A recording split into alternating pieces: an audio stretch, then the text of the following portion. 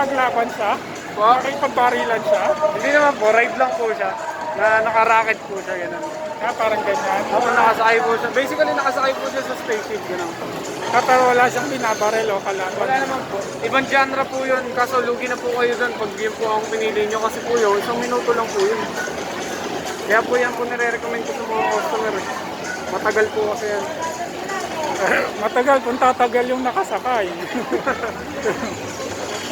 Hindi, iba po kasi gusto sulit eh.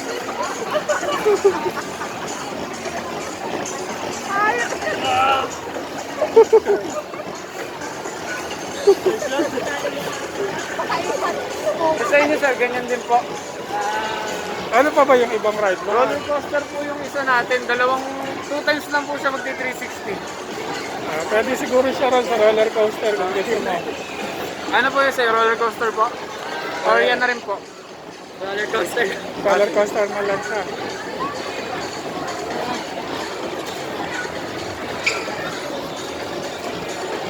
Alam ko na may kalat ka na para hindi makalat.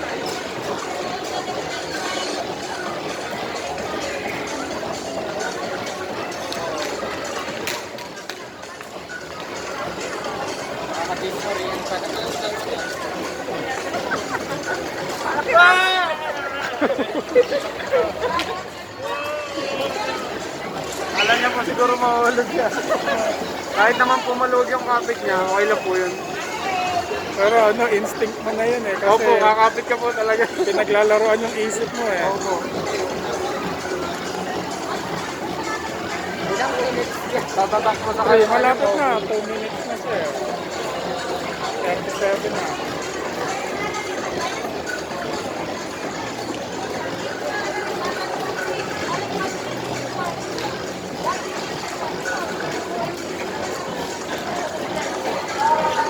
Yung isa po kasi kaya hindi ko pumupasak yan, hindi po sumusunod yung VR kung saan ka titingin eh. Ganun. Eh wala pa po yung partner ko kaya hindi ko po makalibrate.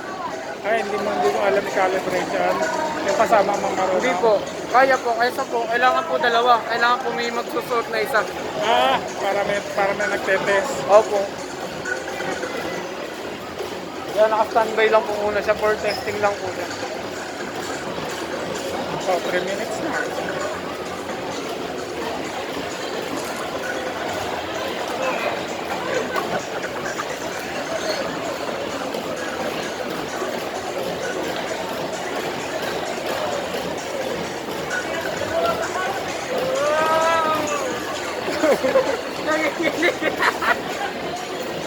Pawis na pawis eh.